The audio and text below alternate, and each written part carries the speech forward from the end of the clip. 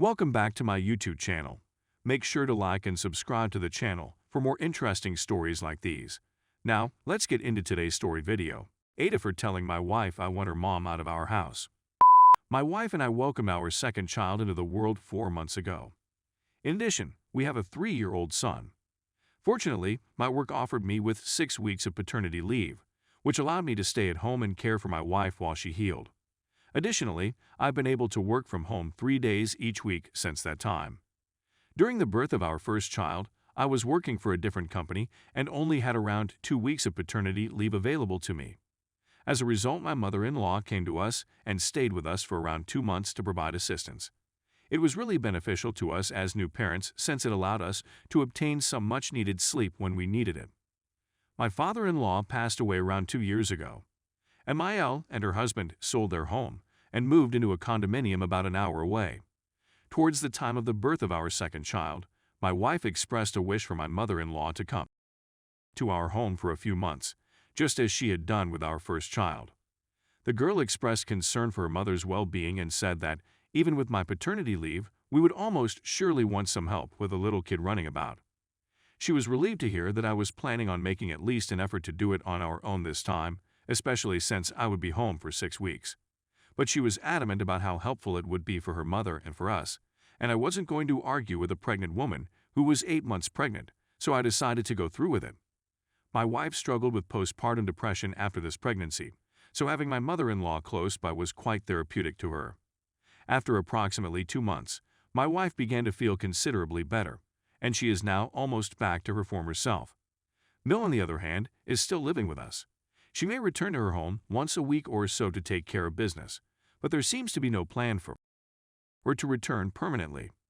I've asked my wife many times when her mother-in-law would return home, but she always has an explanation for why her mother should remain a little longer. I'm beginning to go insane. I don't mind MIL, but having another adult in our house full-time is exhausting, and I want our space back, as well as time alone with my family. I've informed my wife, but she always believes it's good for MIL to have something to do. I brought it up again this weekend, and my wife basically told me to leave it alone, and that MIL would go when she, my wife, is ready for her to leave. I assured her it was great, she could do anything she wanted.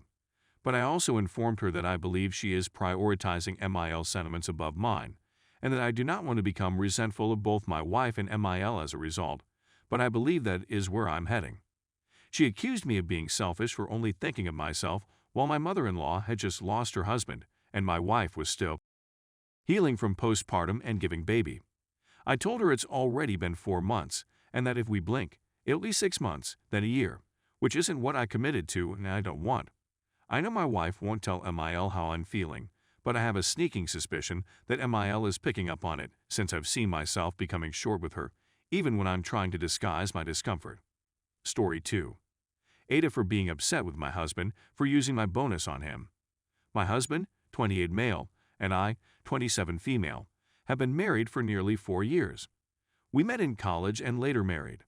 He graduated from college with a finance degree and planned to work in accounting. He rapidly discovered, however, that this was not his passion.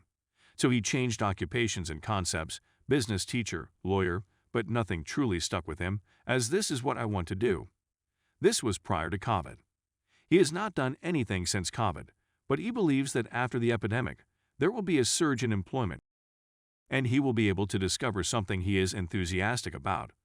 I've been working full-time and happily, my job has become remote, allowing me to pay my expenses while still putting food on the table.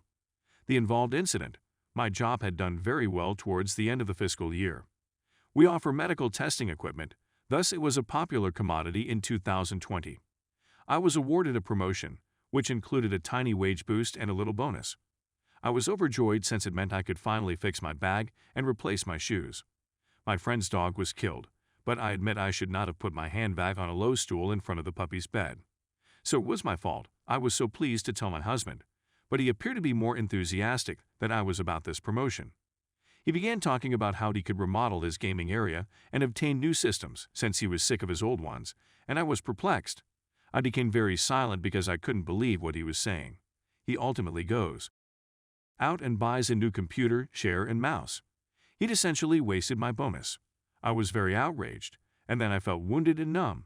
We ended up arguing, and he called me selfish for not being glad that he was able to realize his goal, and I was spoiled for being unhappy that I couldn't spend this money on myself first. I essentially called him an ungrateful jerk and questioned why he deserved new things when I'd been providing for him.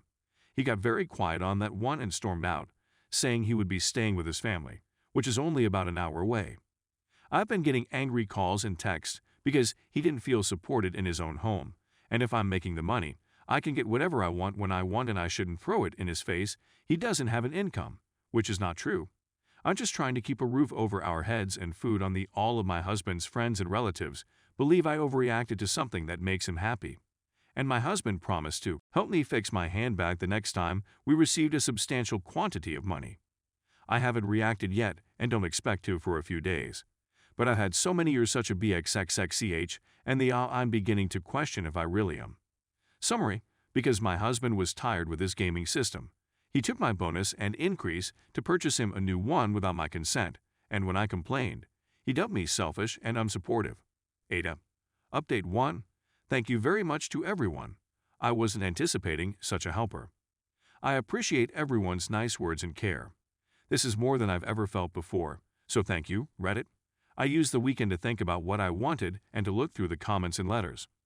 I get your perspective, and I can't continue to treat this as a marriage if he doesn't.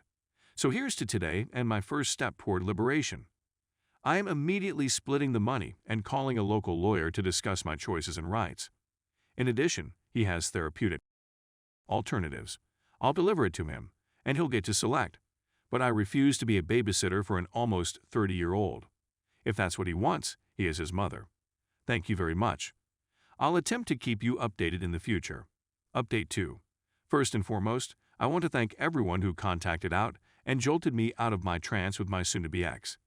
He was really poisonous and made me feel as though I didn't have any value. That's probably why it was so difficult to tell he wasn't it. As a result, I'd want to thank everyone who has provided words of support and even harsh love. It was just what I needed to hear. After he returned to his parents, he waited for my apology, which I never gave. And when he noticed I had drained our joint bank, he escalated, saying I was his and how I could never actually leave him, and that he owned me, that all of my success was his, and that without him, I would be a loser dropout.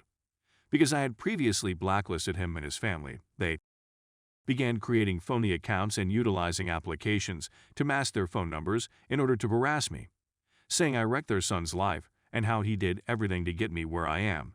Just to be thrown to the side like this was terrible and I deserved to rot. I gave all of this to my lawyer, who advised me to get a restraining order, in case he wanted to escalate further and to never interact again, but to maintain the recordings. My anxiety has skyrocketed as a result of this, and I'm working with my therapist to address it. I have totally segregated the funds and changed banks, even telling them that my STBX is never permitted to touch these accounts because he would take everything and flee. I've changed my phone number and am no longer on social media, besides this. Part of me is shattered because our marriage ended over a computer.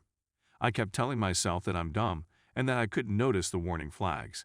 Everyone must think I'm Amron.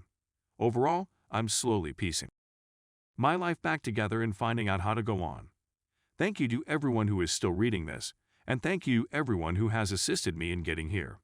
Summary: I am formally filing for divorce since I never apologized to him, which only resulted in my soon-to-be ex-husband and his family pestering me to the extreme.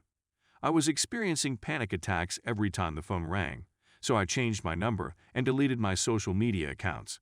I'm breaking out from my toxic spouse and his family.